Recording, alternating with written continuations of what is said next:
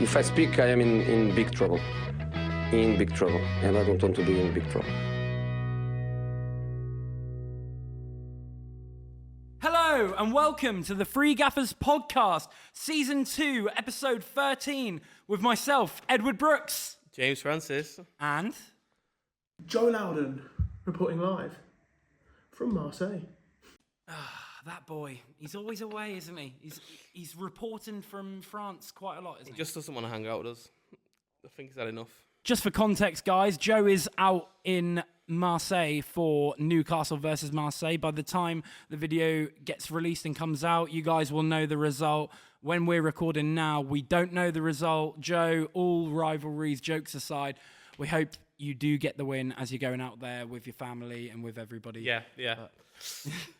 We hope the best, mate. Do you actually want him?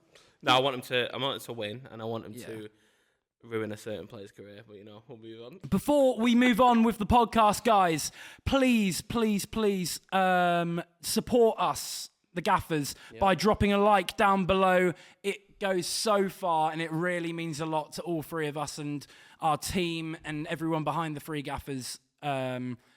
Thank you very much for all your support. Please do drop a like down below before we get started with the podcast. Are you ready, James? I am ready to get into it. Right, let's go. Last week, we put on a bit of a games episode for you guys as we had the international break. And when the season was over, we kind of did get a bit bored, didn't we? And we did some transfer talks. We did some games, didn't we, for everybody? And we saw the opportunity and we thought, let's give you guys some football tic-tac-toe. It was so funny. I mean, I embarrassed myself the whole time. I was just about to say, how do you think you got on, it's James? The pressure. Just like my team right now. I'm struggling under the pressure. You know what? The second the camera's on, we're recording, there's a whole different ball game, isn't there? Yeah, there is. Do you know what I mean? When you're with your mates in the pub, you can smash them kind of things out. When you're in the studio, it's a whole different dynamic. So, yeah, especially me. I'm a big mouth outside the camera.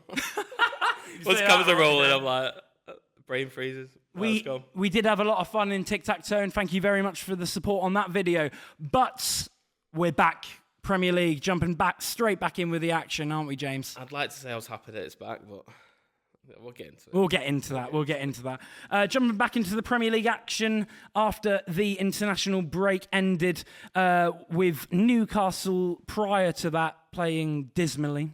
Arsenal and Manchester United carrying on both their great form, let's say before the international break, weren't they? Before. And things were looking very, very good.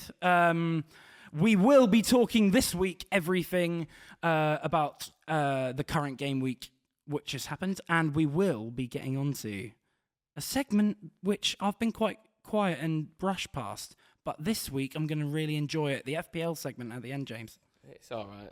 I'll make my way back up. Oh, we're not getting... Spoilers. Oh, spoilers. No, I'm excited for that segment. Spoilers. I'm not going to lie. Same. I can't wait. Well, let's get into this episode. Let's see what happened in the Premier League this week, James. What was the first game? Kicked off with Chelsea, going to Turf Moor, as the Blues were trying to carry on their good run of form. I tell you what, Chelsea have been in good form, haven't they, mate? Yeah. I'm not going to lie, you did big them up at the beginning of the season. I honestly said the dark horses. You did. And look at you them said now. right at the beginning, you didn't say Liverpool or City to me. You went, a dark horse you do have to watch out for is Chelsea. And I wavered. At one point I thought Liverpool, which right now, not looking good. But I'm telling you, Chelsea have been dark horse all the time. The recruitment that they've had, constant changes of players, I think it's starting to come to fruition. Mate. And I know it's a bit buy crazy. That many players and spend that much money. You're gonna hit gold inevitably. Eventually. And yes, they have some bad games, but I don't know. It's just something about them. Something about. I don't think they'll do it. Not now, but the dark horses. I think they're a mainstay for the top four. I personally think, in terms of with my club and looking at other teams around us, you said it the other week about City are the team you've got to keep your eye on, because you say this year in, year out, that City in the second half of the season, that's when they come to life, where they just go on They always finish strong. They finish very strong. With Chelsea, as an Arsenal fan, obviously as a kind of local rival, that is the only thing that makes me worried. Otherwise, if you look at consistency and consistency with your results home and away, that's the only reason I'm not worried about Chelsea. But we will see. I don't want to get ahead of myself, as next week in our next podcast, when Joe should be back, I hope so. by that time we will be wrapping up and describing Arsenal away at Chelsea, which I am a little bit worried about considering their position. But yes, Chelsea went away to Turf Moor and Burnley. It was a very much well-needed 3 points, wasn't it? Yeah. Brighton hosted Brentford at the Amex, didn't they, mate? They did, mate. They did. It was actually a bit of a decent game, to be honest. I did watch it. Did you get any time to get round to that one? I didn't get time. You didn't get round to that one. I'm a bit hurt because you'll find out later. I'm a little hurt, but Yeah. Well, yeah. we will cut to Joe now to get his opinion on the game. Yeah, so Brighton win 2-1 at home against the Bees of Brentford in a tight game. I think it could have gone either way. Probably would have been fair as a draw, considering there was 2 penalties. One was missed, one was scored by Igor Thiago. But Danny Welbeck keeps scoring. I hate him, but he keeps scoring, keeps doing his thing. And then Jack Hinshelwood scoring as well. Good for him. He's had a bit of a in and out part of the side at the moment. Hopefully that can give a bit more consistent minutes at Brighton. And yeah, great result for Brighton. Still infamous at home. Will they continue it? Will they get Europe this season? I don't know. But if they continue picking up home form is where you can really make a statement. If you become unbreakable at home, you can become a European side again. Well, Joe, that was insightful. It was indeed. Well, in the game with Brighton, Thiago, of which we will get onto in the FPL segment, puts Brentford 1-0 up from the spot. The guy is Mr. Inevitable at the moment in terms of he will bag a goal nearly every game, won't he? And I've been looking for a while, especially for FPL. But he bags that, but then after that, another penalty, and you after the first one, you think, wow, he's going to get 2 pens in one game, 2 goals, and he does have a penalty save. In my opinion, all season in front of goal, Thiago's been clinical. That second pen, I think if it wasn't for the first pen, he wouldn't have taken that pen in that way. It was kind of down the middle, slightly to the left. It's quite an easy save. It's like when you see shootouts and it goes over the usual time. People have already bagged it, players have already bagged it, and then they come up to the spot again, and then the nerves kick in then because they need to get it again. So he'd already bagged it, and then he's not going to score the next one. You think it's a bit complacent as well, yeah. Yeah, it's nerves. I reckon so. Yeah. But he obviously got the first one, misses the second one from an amazing save from Brighton's goalkeeper. I'm not even going to try and pronounce it. He's an amazing keeper. I was going to give it a go, but Joe's the man for that. Joe's the man, definitely the man for that. Then we see an incredible turnaround from Mr. Danny Welbeck. Again, Mr. Inevitable. The guy's scoring goals, mate. Talk him up, you know. He's my boy from the past. We've been talking about him a lot in the Free talk him Gaffers up. pod recently, haven't we? But none of us have actually pulled the trigger and put him in our FPL teams, have we? I don't get why. I don't know why. I don't know why. And then Hinshelwood then gets the decisive goal, and Brighton take all 3 points and win it at home. Crazy turnaround. Brighton been very in form. So, in my opinion, quite a good result for Brighton in terms of Brentford being well informed. Which I think they've needed. Yeah, I definitely agree with that. They needed a big home win. Hey, Callum Wilson. Ooh. Ah. Oh my God. West Ham now went away to Bournemouth, where both sides were in need of a win. Both sides, I mean, West Ham started off the season so poor, as we all kind of in the pre-season predicted them to be in the relegation battle, be right down there. But of recent, they're picking up results. Bournemouth, other way round, starts so well. Semenyo's on fire. Semenyo then gets injured. He fell off. The squad he was falling fell off anyway, because I feel like he's, especially his points, like, I think it's the curse of you. Since you bring players in your FPL team, suddenly they stop getting points. it was drying up, wasn't it? And then he got his injury. Yeah. And then he gets his injury. And Wilson, Joe's ex-boy. You used to play at Newcastle, and he obviously got the move in the summer to West Ham, and he impressed really. He did well, got the goal. West Ham went 2-up, and you see a massive fight from Brighton with Tavernier, Bournemouth. That was a good one, to be fair. With Bournemouth, with Tavernier and Unal getting 2 back, where the points are shared there. Wolves, moving on to Wolves Crystal Palace, mate. Losing again. I mean, every single time, I don't want to keep talking about FPL because we'll stop it now and we'll get onto the FPL segment It's because later. our minds this past week has just been... It's just been, that's been the talking, it's been the talking point. But whenever you see a team playing Wolves, you go, right, I'm putting 3 players in, or I'm going to capitalise on a team playing Wolves. Palace have already been very in form this season. We've seen that. And they go there, win 2-0.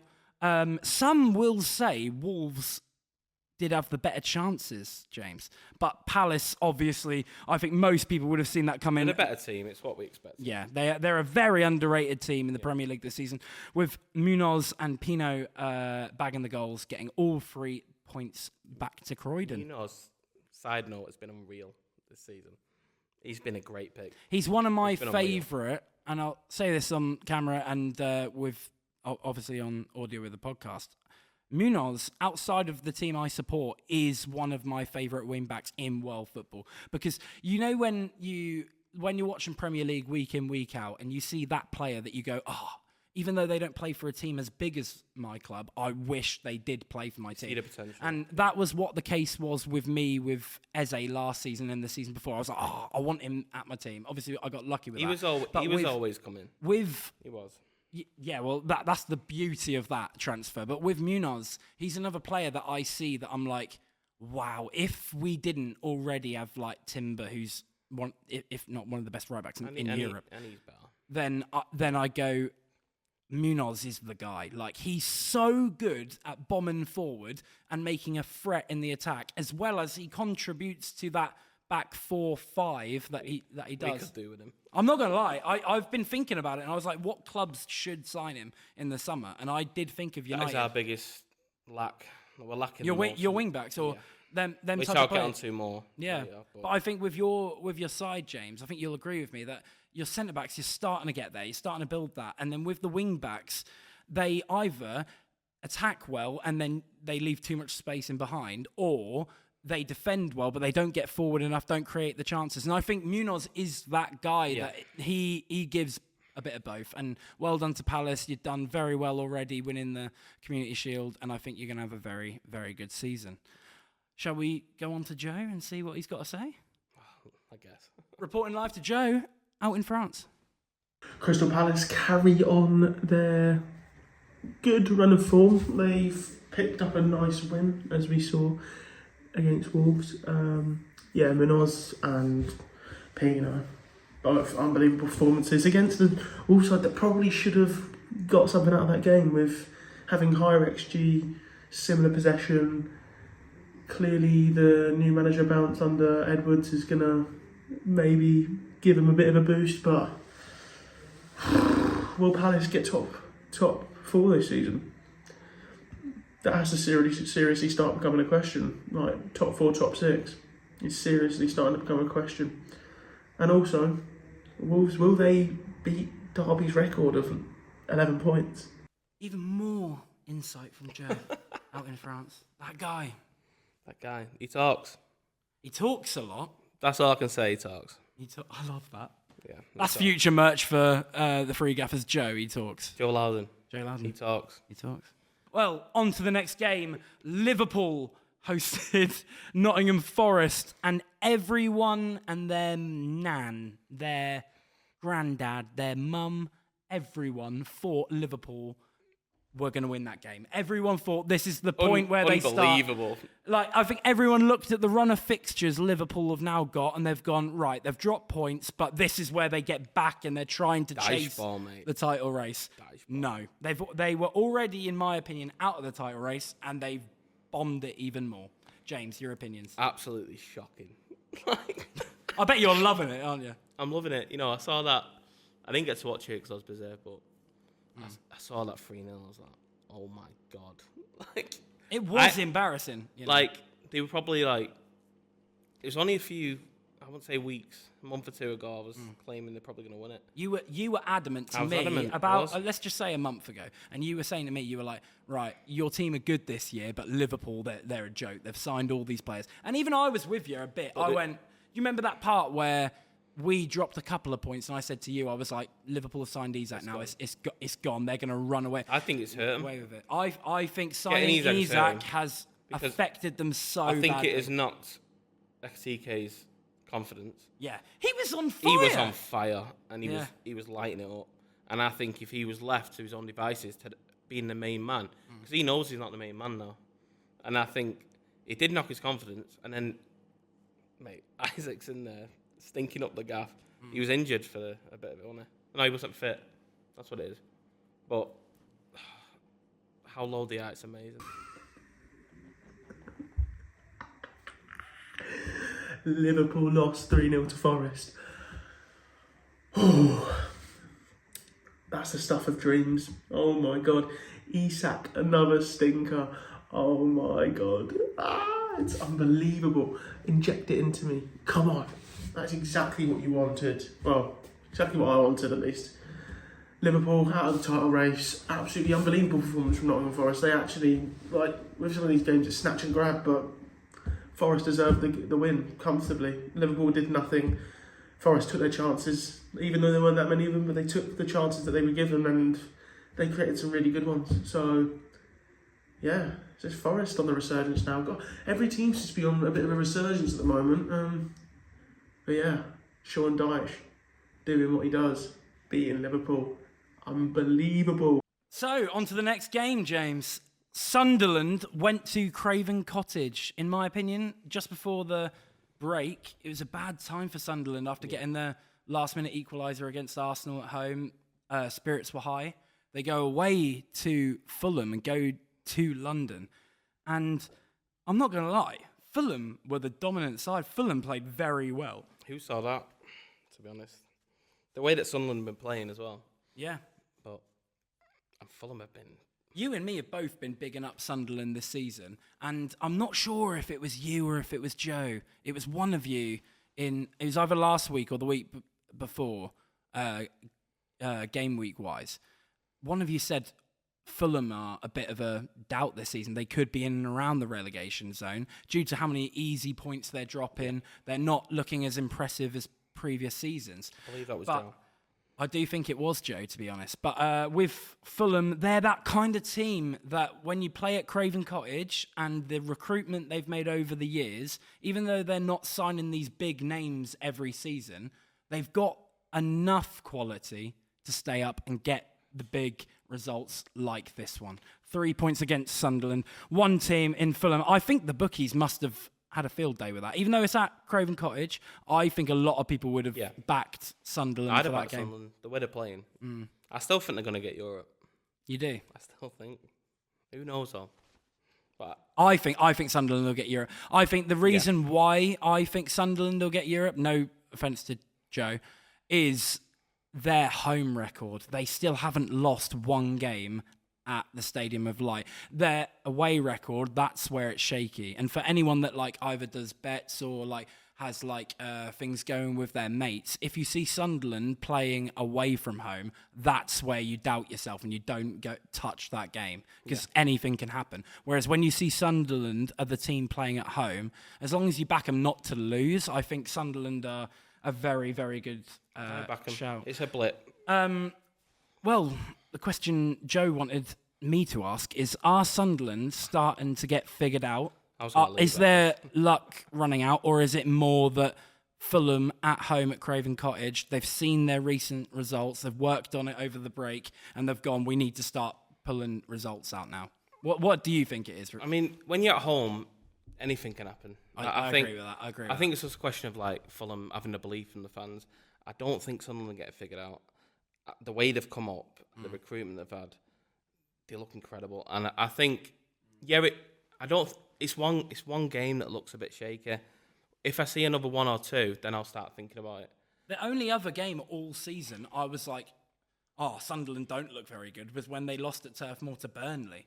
And now they've gone... Which is crazy. Isn't it? When you look at the other games. Do you notice every time they play a team that is like a established Premier League side, they look good. And then they're playing the other teams that are lower down in the Premier League, and that's where they struggle, which is a weird one. And I think if they're going to push for Conference League, Europa League this season, if they are going to push for that, they need to figure out how to maybe they're adjust to putting that. something more into the games because they know the teams are bigger than them.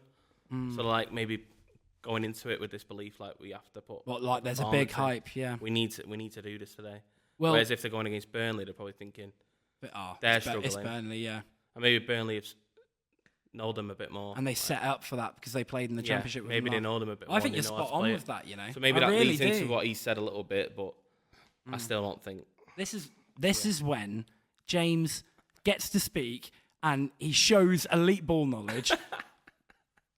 And Joe's the one who's chatting rubbish because he's saying Sunderland have been figured out. So I'm like, don't cut me off. That's, you know what I mean? That's proof of it. Yes, Fulham do get 3 points and beat Sunderland, which obviously makes Joe very happy. Let's cut to Joe and hear about how... Hear about him slagging him off. Yeah, go on then, Joe. Take it away. Go on then, Joe. Take it away. You're hating.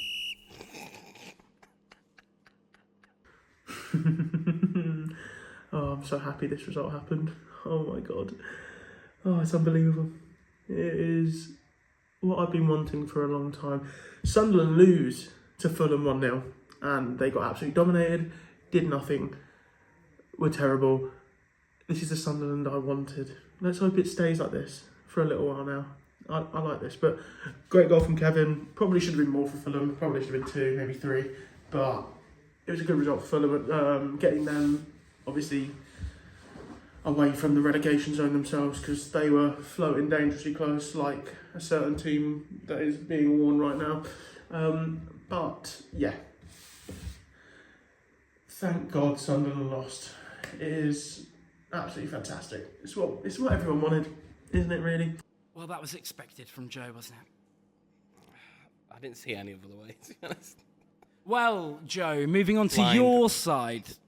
Newcastle United hosted Manchester City this weekend, didn't they, James? They did.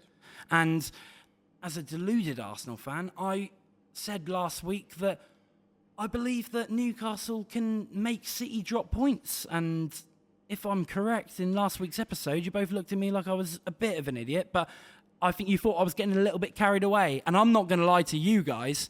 I thought it was going to be like a draw and they'll get like a last-minute equaliser. No. This was beautiful. Even for myself. Newcastle and the man of the moment, James, Harvey Barnes. Incredible. I actually watched scoring. I watched a little bit of this. I was busy working, but I kept running back and seeing the goals. It was like, they just always looked like they were going to score. I mean, the first like 15, 20 minutes, I think it was either way, but every time I saw him come forward, especially after half time, Newcastle just looked like they were going to score. And I don't know. Every time. Every single time. This is the weird thing with City, and I think you will agree with me on this one. This season, obviously, when they get Rodri back in what you've said, that second half of the season they'll come and like Rodri is the big miss. Yeah, of course. But I think that going forward, we can't deny it. They're incredible with Haaland, Cherky, you've got Foden and all these players, but look very talented, very good at going forward. But weirdly, this season, their defence, and I think even last season a little bit, why they weren't in the title race right at the end is because their defence looks so shaky, and I think it happens when they're away from home. Their defence, I think they've brought in and recruited very well, but a lot of them are so young with no Premier League experience. It's in time. They brought in they're going to come through ones. in time. Yeah. But right now, I'm a little shaken. I still think they could catch her. I do. I still think it could happen. A lot can change. I know a lot can change. Arsenal have bottled it and dropped it from more points, but due to the depth this year, that's why I'm so. That's why I'm. And I'm so not going to start believing until you're like 12 points ahead. You think? Yeah. Does it have to be double digits ahead? Once you get there, then I'll start. Then you'll start. I won't give you the satisfaction. I'll start when I don't know the date off by heart, but when Arsenal play away at Man City. If that ends either in a draw or a win to Arsenal, I will then say that Arsenal will win the Premier League title, and I don't care. I'll probably get That is a must-win for City. That is a must-win. Yeah. But City go away to St James's Park. Joe's side in Newcastle played so well. I was so impressed. I remember messaging in the group chat being like, oh my God, Newcastle are 1-0 up and everything, thanking Joe. And then a minute later... I said they just looked like they're going to score. And then next minute... City get an equaliser. Yeah. And we're like, we talked it up here. Yeah. And then it didn't last long again. I think we need to talk about Barnes before we do move on. Harvey Barnes, the guy... No one thought after last season how well Gordon played, how well Murphy played. They bring in Elanga, right? Yeah. No one thought that guy was even going to get game time. When he does get minutes now, Harvey Barnes he's on fire, mate. And I've been impressed, even though he's a Newcastle player, and I love winding up Joe, I've been impressed with Harvey Barnes this season. He did well. I mean, I can't stand him. He's a player that even when he was at it Leicester? Yeah, before? That's what he. Harvey Barnes. Yeah. He's a guy that takes his chances. He's a top player, but he's not the first choice. No, it's just because Gordon's been out. Go on then. It's a good question. I'll ask you. I would have asked Joe if he was here, but I'll take it to you, James. When Gordon is fully fit and he's back, like fully back, I'd take Gordon. You take Gordon over Barnes, how well he's playing. I mean, with Hall, if they're playing Hall, I'd take Gordon. I think the link-up they have... I'm shocked in that. I'd take that. I'm really shocked. You would? Why? Why? Because I think a lot of... If there's any Newcastle fans watching or people that watch Newcastle week in, week out, I think that this season, for some reason, things have changed and the dynamics changed since Isak's left. And I think defensively, they've looked maybe even better than last year. Defensively, they're amazing, right? And they've got, like, Eddie Howe knows how to get his defence solid, stop attacks. His midfield with Tonali, Bruno can defend and help out more as well as getting forward. But I think this season... Tonali played well. Yeah, Tonali's... He is an elite footballer, but... In attack is where we've seen them lack this season. If it wasn't for them signing Voltemada, which we joked about at first, and he's done so well. You joked about. Oh yeah, I did, to be fair. But if it wasn't for Voltemada, I think Newcastle's attack has been so lackluster. And it's not even with Voltemada, like he's not really hitting it like he should be.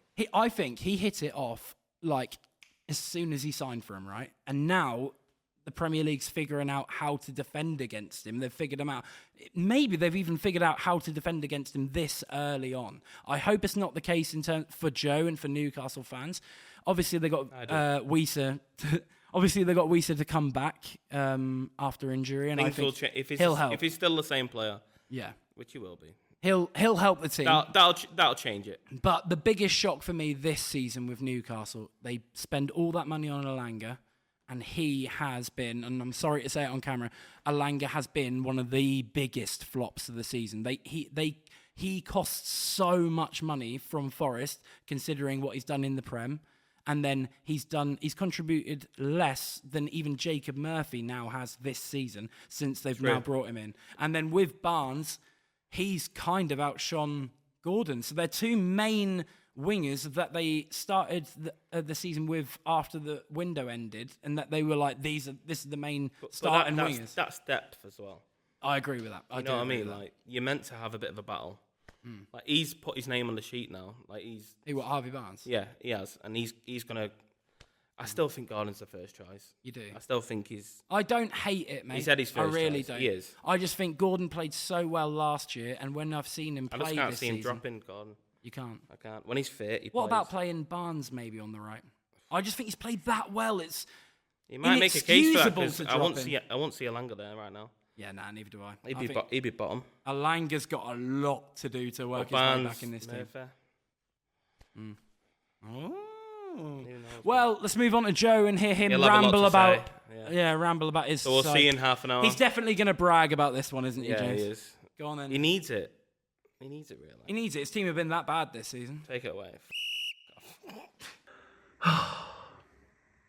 There's a certain man who is a beautiful man. And his name is Harvey Barnes. Barnes will tear you apart again. Come on. Manchester City couldn't handle it. They couldn't handle Newcastle. For once, I've actually got something to be happy about. Newcastle winning against Manchester City the second time in 20 years in the Premier League. That's how rarely we beat Manchester City. Massive result. Hopefully this will turn our season around. Is it a game that will turn it around? It's a result that will. Is it going to? We'll have to see. We've got Everton away next. If we pick something up there, then possibly. Oh, it was just good. It's just good to win. Oh my god. I'm in Marseille right now for the Champions League. We're away from home, so we might not even win. But you know what? The belief is there now. We got to win against City. City were unlucky. Cher probably should have had a penalty given against him. But the offside stuff he was in line, and also give the advantage to the attacker. You know what I mean? But that could have been a game of also 6-3 to Newcastle, 5-2 to Newcastle, 5-3 to Newcastle. It was Newcastle always winning that game from the chances we had. But there was a lot of chances missed from both sides. But come on! Well, moving on to the next game, and in my opinion, it was one of the most entertaining games of the weekend. Not the most, but one of the most. Aston Villa travelled to Leeds for the early Sunday kickoff. Leeds, surprisingly to a lot of people, took the lead 1-0. And at half-time, James, we're 1-0 up. Were you a bit... I was hopeful for it. For FPL reasons. And I started to make myself believe that it was going to happen. I thought it was. If you looked at the stats in the first half, Leeds were really good.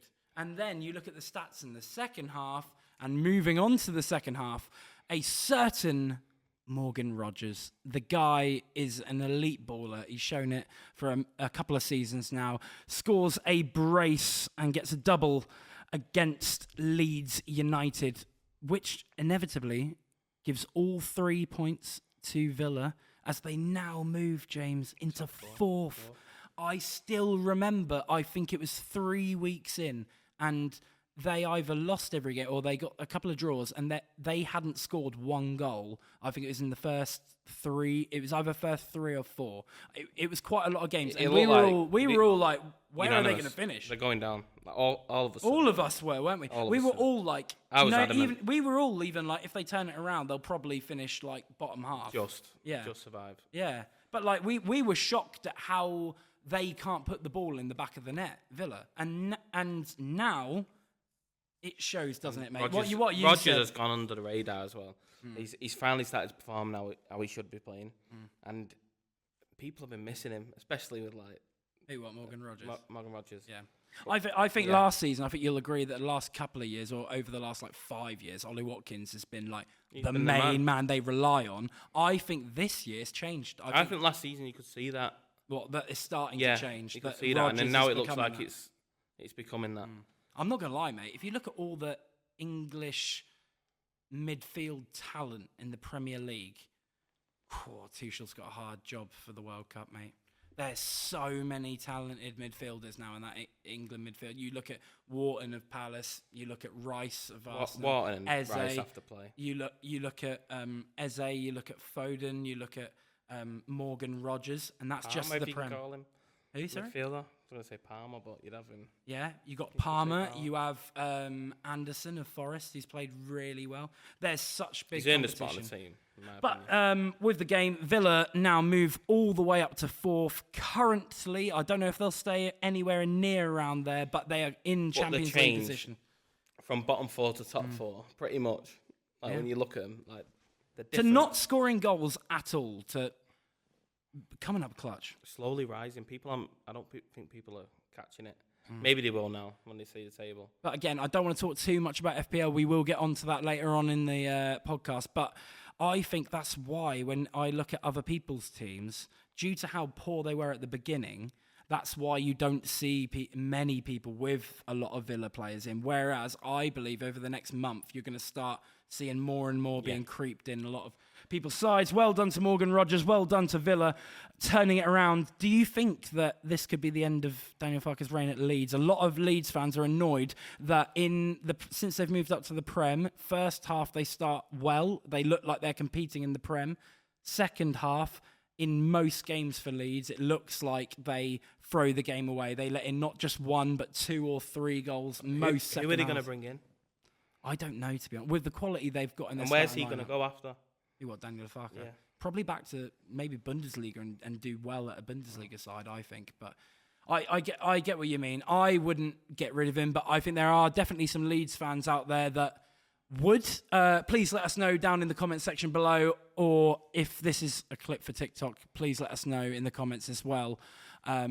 If you think if you're Daniel Farke in or Daniel Farke out for Leeds. Oh, yes! Oh, here we go. Here we go. Final game of Sunday was the Here beautiful North London derby as Arsenal took on Tottenham Hotspur at the Emirates Stadium.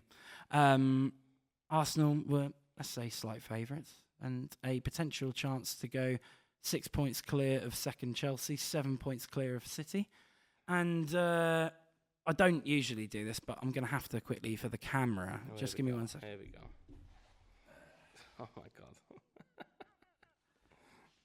I could have. Eze. What are your opinions, James, on Eze's performance, that hat-trick? Unbelievable. It was, wasn't it, mate? Unbelievable. Rated him from the beginning. Said he's been a great pick. No, he's been a great change. And for him to come back to Arsenal and do that. His boyhood club. In the derby. That is a statement. And Tottenham were after him as well. They were. And Tottenham nearly signed him. Yeah, which is crazy to think about. I mean, they all jot about in London, don't they? They go everywhere. But for him to go to his boyhood club and hat-trick. I want to say, down the camera, Eze, I love you, man. Ever since the day he signed his unveiling video where it was like, he's finally made it to his boyhood club. And after what he did at Palace, and when I watched him at Palace, and a club that haven't won a trophy and was at 70, 80 years, and he managed to win them help win them the FA Cup, the Community Shield, 2 trophies or 1 major. In that time, it's unbelievable. And he left on a high. The fans love him at Palace. And for him to come to Arsenal and give his absolute all for this club, even every game so far I've watched him, home and away, even if he doesn't get a goal, get an assist, that guy is giving his all for this football club. And I think we've made so many investments this year. The depth is amazing this year. And I think a lot of people were like, we need a striker over the summer. And when we signed Gyökeres, a lot of people went mad. I'll happily say it on camera that Eze is the biggest signing we made. Yeah. I think people will look back on the season at the end only if we win it and go, do you remember when Eze got a hat-trick in the North London derby? Yeah. So that's why it's such a big moment. And the goals, I think, either all 3 were outside the box or 1 was inside the box, 2 were outside. I remember 2 of them definitely being outside the box.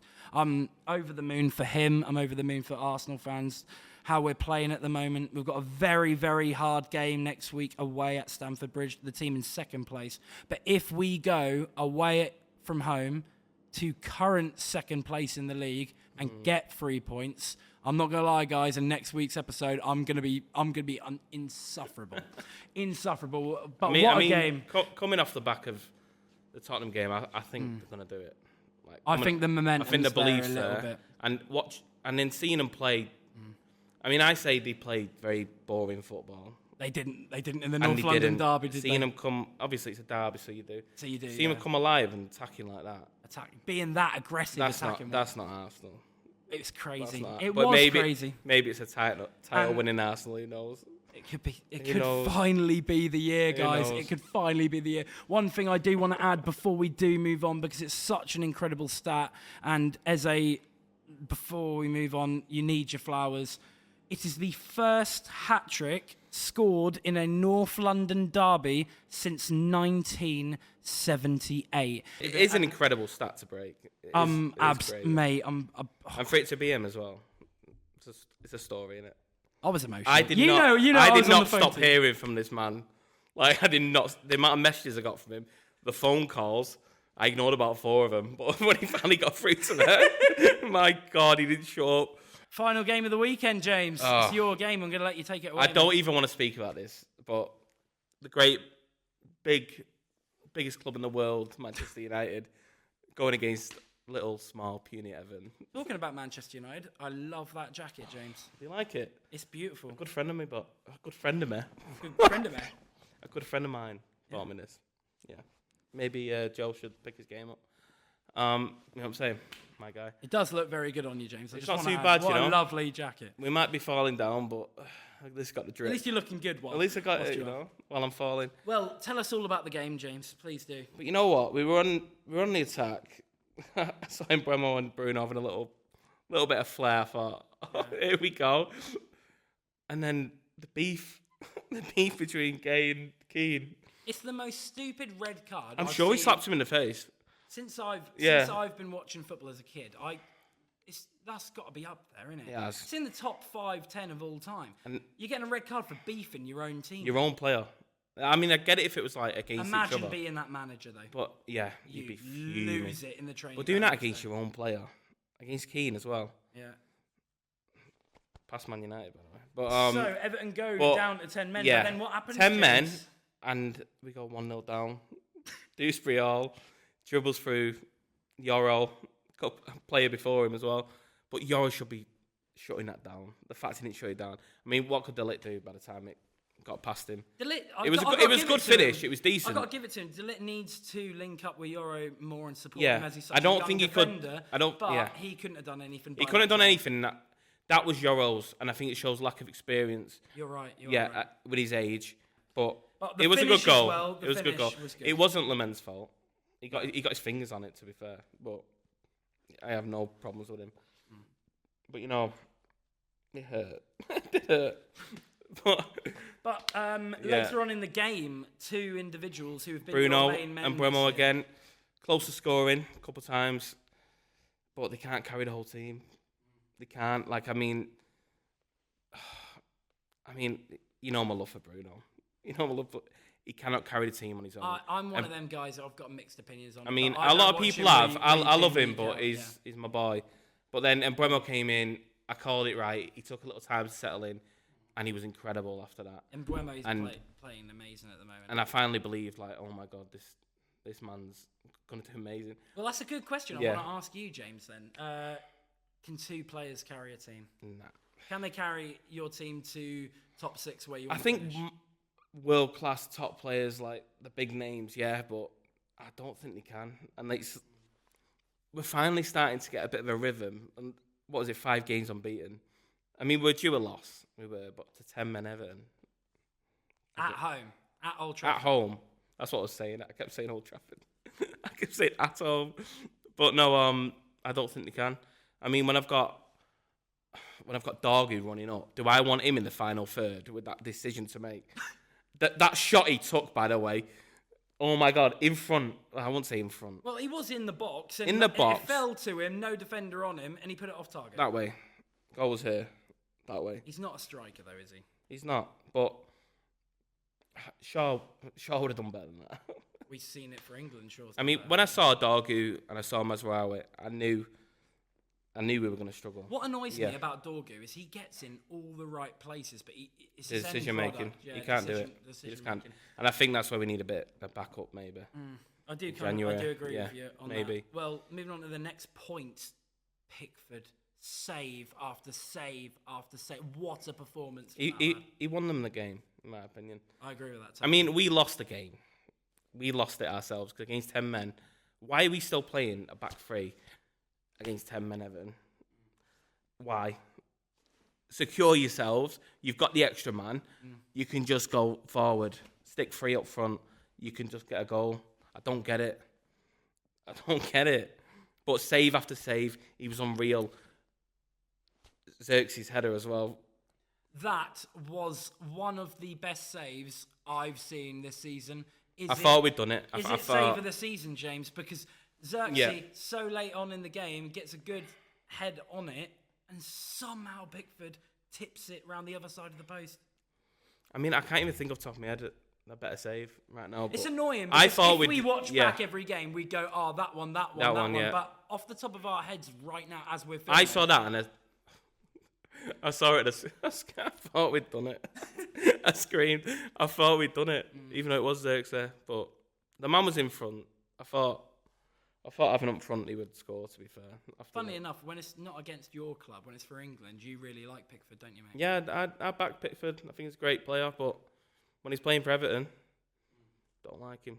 But for England, I'll take him any day. He's a great keeper. Well. But yeah, I'm sure John has a lot to say. Yeah, I'm sure he does. Which we will not be showing you. We'll skip past. Okay, and on to FPL. My team first. I mean, it's your little bit, isn't it, mate? It's the great segment we've brought in this season for the free gaffers. Where do I start? How are you feeling after this week? You know what? I had a free hit draft, and I felt very confident about the draft. I decided not to take it. Why did you do that? I really don't. You know what? I was listening about team news, and I heard about Semenyo might play, and then I thought. Yeah, and then you were like, "Is it a?" And I saw a couple more. I think Gay was flagged over a bit as well. But yeah, Gay was. But I heard he was playing.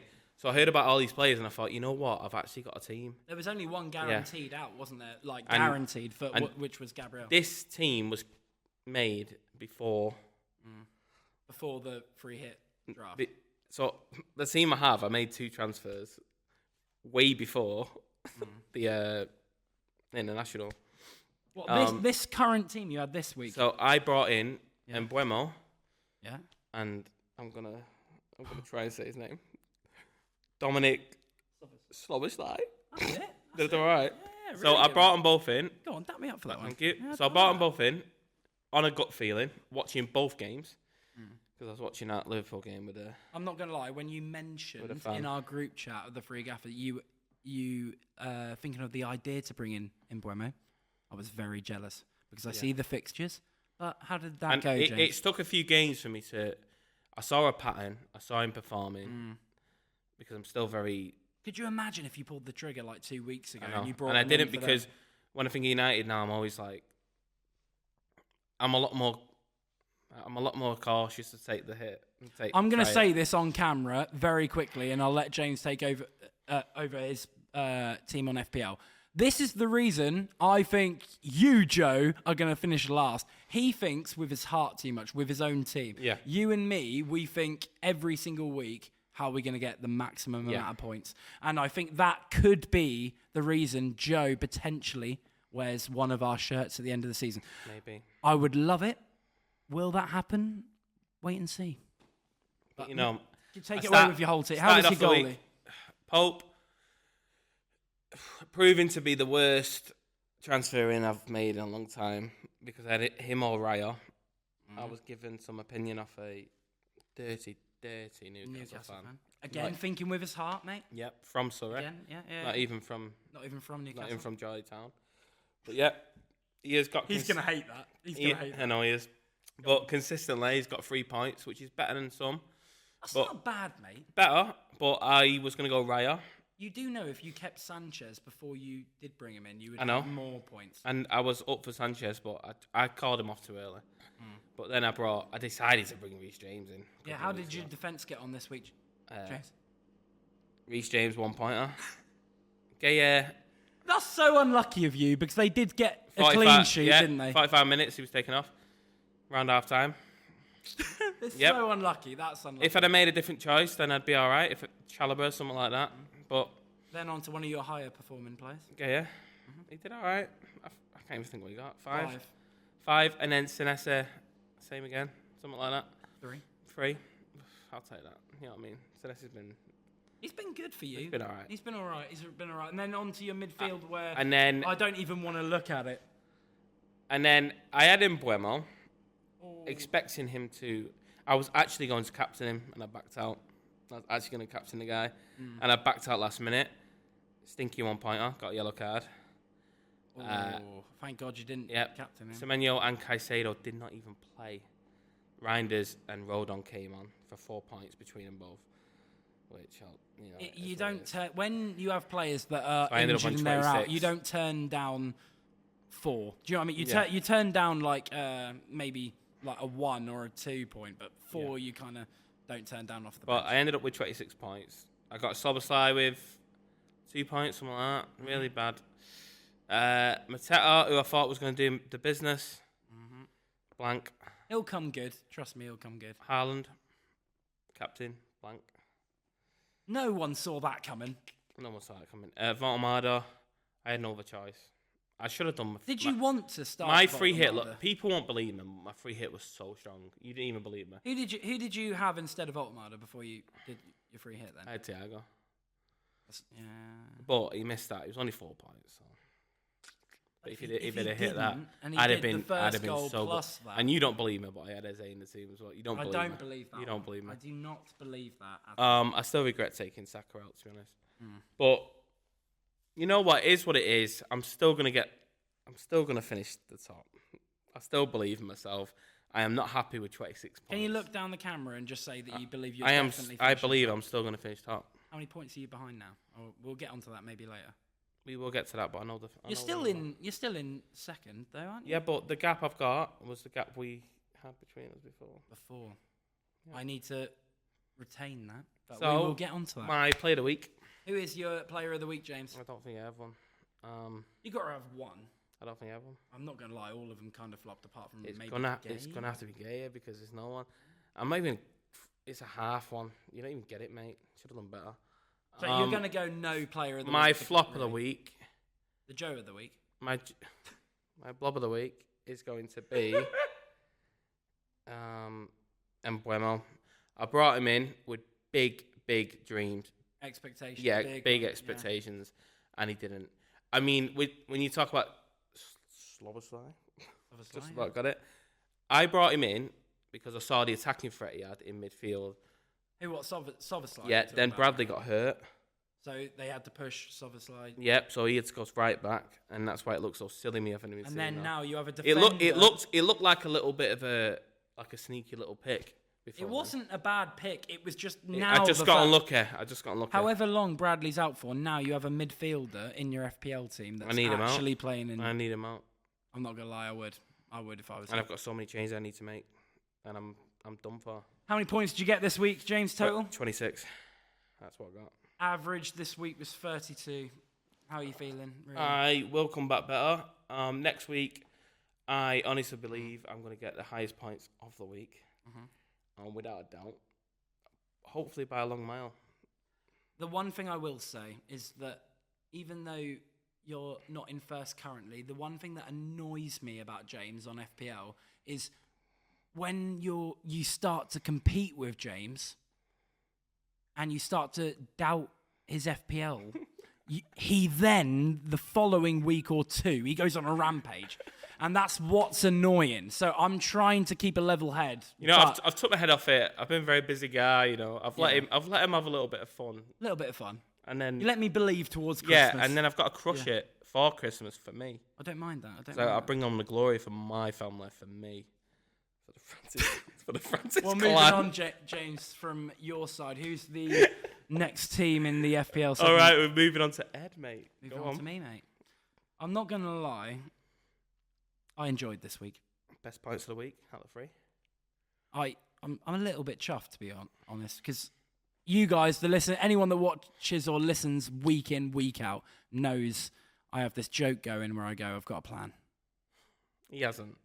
I don't know if I have had a plan from the beginning or not, or if it was just all the he has been sweating the past 3 weeks to get in their heads. But either players that I had from the beginning or players that I've brought in, let's just say the last 3 game weeks, they've been the differentials, and I'll now get into my side.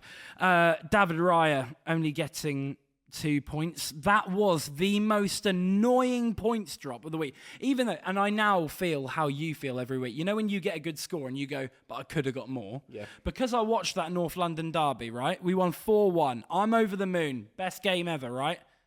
But the one goal we let in was from a lob from Richarlison from the halfway line. Raya, stay on your line, mate. All season. Hey, the goal looked good, though. It did look good from him. But all season, FPL-wise, Raya's been amazing, right? When we played Sunderland, he makes a massive error which leads to the draw against Spurs. If that was an 0-0 at that point, or maybe we were 1-0 up, and that went in, I would have lost it at Raya for being off his line that far. Because we were in that position, and at the time we were 3-0 up, I will let you off, Raya, and you've been a good pick so far. But moving on to the defence, Munoz gets me an incredible 14 points, a goal from a That hurts. defender, and a clean sheet. I've said to the boys this season, my big differential that I've been proud of since the beginning, that I haven't really changed, is Munoz. And he's delivered this week. I believe he will deliver more. Last season, I looked at stats, and Trent was the highest in terms of points. The second highest points was actually Munoz, which is crazy. That's a Crystal Palace player, but he did that, and I believe he'll do very well again this year. Chalobah getting 6 points with a clean sheet for Chelsea. I kind of saw it coming as they played against Burnley, so that was what I was expecting. But when you expect stuff from your players like yourself, with Mbeumo this week with you, when it comes in, you expect it. Yeah. You're over the moon. When it doesn't happen, you're really annoyed. But well done to Chalobah getting the points. Virgil getting 3. I mean, the fact he got 3 points when his team lost 3-0 at home is crazy. It's just due to DEFCON, and he's done well with them points. Semenyo out injured, so we get 1 point from the bench. And when I spoke about with Joe, thinking with your heart rather than caring about the points, most of the season I've tried to do it with all my team, apart from I wanted Eze in my team. He's my favourite player. And he gets the hat-trick in the North London derby, which I didn't see coming. No one did. You didn't see it coming. Joe didn't. I mean, did I see him contributing to 1 goal? Yes, I did think before the game kicked off, I went, I want some points from Eze because I want either an assist or a goal. But if someone said to me he was going to get a hat-trick in that game, I would have gone, you're dreaming. Him. Oh, my God. If I captained him, he would have got me 20 more points. 40 points, which would have been a joke. Caicedo obviously didn't play, so again, another 1 point from Gunnarsson for Leeds. Grealish getting the clean sheet, playing most of the game for Everton, so getting me 3. That guy has been annoying me in terms of his output with goals and assists, but in terms of Everton's clean sheets, he's getting that extra point, and 3 points, I mean, it's better than 0 or 1. Mateta getting 1. He's been so good for me in recent weeks. He's been good for you in recent weeks. Yes. He didn't deliver this week. I still believe he's going to turn up in other weeks. Haaland, I captain. You and me both did. We had the belief in him this week. Blanked, a bit annoying. Thiago, I brought him in as my transfer of the week, and he's been on fire scoring goals. And he did just that by scoring a pen for Brentford, but then missing the pen is so annoying. Takes points off. Isn't it annoying? You get minus points for missing a pen, which is annoying, but I have to deal with it because he did get me the most out of the front line in terms of getting me 4 points, but it's more how I have to look at it in the league with the Gaffers is 4 points is 2 more than James and Joe's Voltamada getting 2. So I have to look at it like that. Ended the week with 59 points total because of the 2 coming on off the bench. 59 with the average being 32. I'm over the moon. My player of the week has to be my boy, Eze. And my flop of the week has to be it's either got to be Virgil, surely. No, I'm going to say Raya. And the reason why is it was such an easy 6 points. That game, if you watched the game, you'd be like, there was no threat from Spurs all game. And if he did his individual job of just staying on his line and not getting carried away and trying to be involved in the game, that's an extra either 4 or 5 points, which 4 or 5 points adds up. So my flop of the week, sadly, is Raya. So my player of the week being an Arsenal player in Eze, and my flop also being Raya. It is very harsh. Moving on to the final team of the week, James, in Joe's side. So yeah, my FPL. Robert Sanchez, 6 points. Strong, clean sheet there. And Van Dijk getting 3 points with defensive contributions and playing, obviously, even though he got the minus points for conceding goals. Not a bad return there, considering the result. Reece James, Maresca, mate, we've got problems. Stop taking him off when you're going to get a clean sheet, because I could have had an extra, 10 points over the last 2 weeks because of that. Oh, it's so painful not playing him and taking him off. Oh, Jesus. Senesi got an assist, but a yellow card, so we ended up only getting 3 points, but still a decent return on a centre-back, considering this week, defensively, there's only a couple of decent pulls, as I'm sure Ed has told you about. Midfield-wise, very strong weekend. Other than, I'd say, Sarr with 3 points. He just didn't really get any chances in the game. He had one shot on target, nothing crazy. 3 points from him. 10 points from El Capitano, Bruno Guimaraes. What a man. What a man. What a god amongst men. Beautiful. 10 points. 2 assists. Oh, unbelievable. Declan Rice, defensive contributions, assist, yellow card. So he got -1, but I think he got me 5 points. 6 points, I think it was, in the end. Good return there. My other midfielder was Semenyo. He's out injured. So, my first substitute, which is Voltemada. I'll get onto that in a minute. So he should be coming in, that's 2 points there. Voltemada should have scored against City, in my opinion, but is what it is. Then the front two, I had Haaland, didn't captain him. Should have in the end, because I accidentally left my captaincy on João Pedro when I did not mean to. So that was fun. Yeah, didn't mean to do that. Oh yeah, I forgot to bring in the mention in my defence. Urian Timber, 5 points. Lovely. Didn't get the clean sheet, but got an assist. So I'm happy about that. Yeah, João Pedro accidentally left him on captaincy. I was playing about with it the night before, fell asleep without reverting it back to what I was originally having it as, which was either Declan Rice or Haaland as the captain. I wish I had Rice, because I would have got an extra 5 points out of that. Oh no, extra 6 points, sorry. But yeah, bench was Dubravka, lost 2-0, 2 points.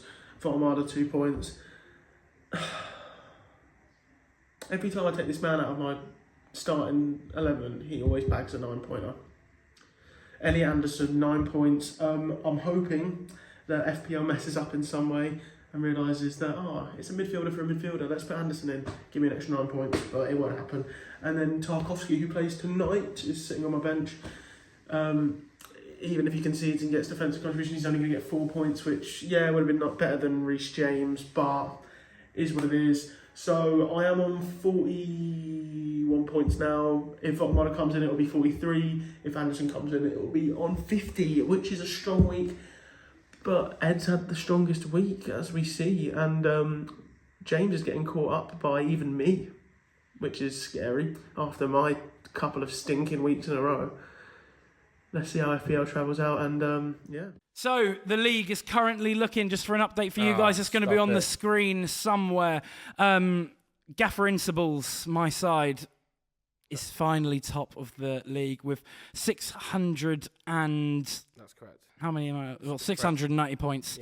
Yeah. Gaffers United, James, you've dropped down to second. 669. I'm not too far away. That gap was further. It's always in reach, though, isn't it? It is in reach when you're me. Yeah. I give it 3 weeks until I'm comfortably above. You think? Yeah. Wait for Christmas, mate. We'll wait for Christmas. And then away the Gaffers, Mr. Joe Lowden down in bottom. But I'm not going to lie. He's close to me. 6 points off you, James. Yeah, but he's going to stint the gaff up because next week I am going to have the highest points teller. I am going to win next week. I like the confidence. I'm going to be.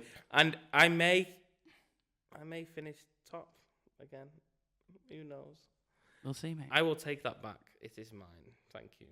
That's your little crown, isn't it? Joe will be wearing a United shirt at the end of the season, and I will love nothing I won't complain. I'll love it. I'll lap it up. Arsenal, me and you will lap it up. We will. We literally will. I'll wear an Arsenal scarf if he has to do that. He's going to be so annoyed. Well, James, it's that time of the video or that time of the podcast, isn't it, mate? Take it away. Anyway, thanks for watching. As always, check out our socials. Instagram, TikTok, YouTube, Spotify, at The Free Gaffers. See you next week. Like, subscribe, hit that notification bell so you get notified. Yeah. I nearly did it without a little hiccup then. You did it, mate. When we upload, thank you everyone. It's been amazing so far. One more time, Really if you've enjoying got to this point of the video, please drop a like on the video as well. Please do. That's what we really need.